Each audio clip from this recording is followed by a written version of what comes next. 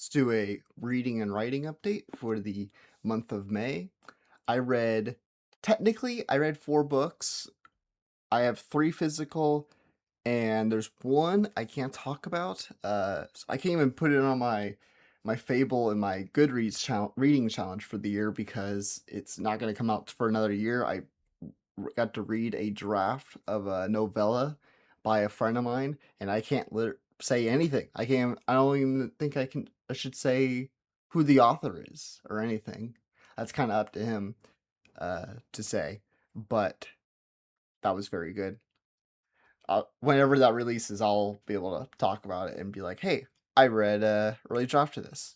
Anyways, in terms of stuff I can talk about, beautiful and terrifying tales and visions from the edge of the uncanny.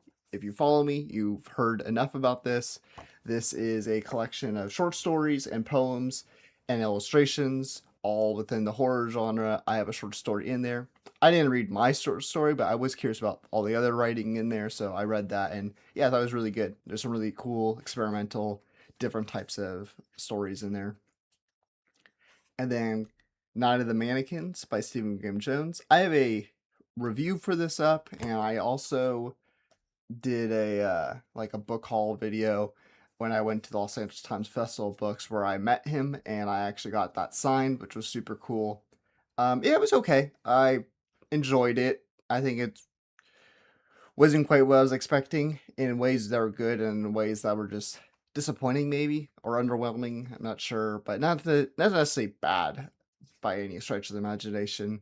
But Stephen Graham Jones always is like okay to great, never like amazing 10 out of 10. Like this is like one of my favorite books of all time in terms of like S tier, but always like I think at the highest A tier, and then like at the lowest like a C tier, but never like bad, like a D tier type book or whatever. But yeah, it was okay. My favorite read of the month though was Angels of London by Inigo Mort. This is period setting like 1700s and queer horror. There's a serial killer in there. There's a mystery. There's something else I can't say just because it kind of gets revealed late in the book, and so it'd be kind of a spoiler. But there's a lot to be revealed in that book, and there's a lot of things about it. But I think manages to not be overstuffed, despite there being a lot for a 300 something page book, not a long book at all. And he manages to weave all that together very, very well. Really liked it a lot. Always love Indigo's work. I'm kicking off June with a novella because I'm going on vacation soon, so I want to knock something out right before I go. So right now I'm currently reading Meg Smitherman's Thrum. This is a sci-fi horror romance novella. I have heard excellent things about this. I'm only 25 pages in, and wow, this is fucking fantastic so far. Just excellent writing.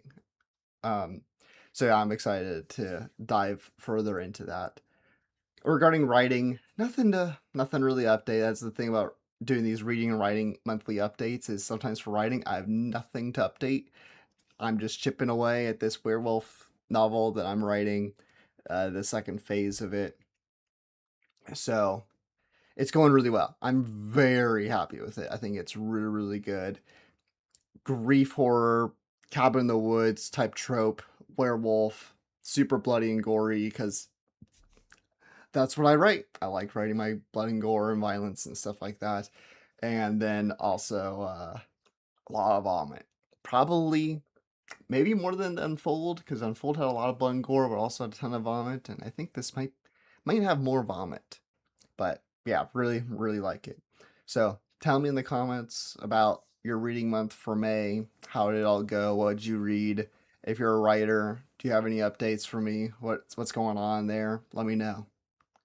And hey, maybe start June with reading Unfold, my workplace drama. It's a slow burn, but it is a creature feature, and the third act is extremely violent and brutal, and totally gives you a lot of great payoff for the slow burn for the first 2 acts. And hey, as I mentioned, beautiful and terrifying. I have a short story in there. It's a vampire anti-cop story, And hey, there's a bunch of other stuff in there, including poems and illustrations. Go read it.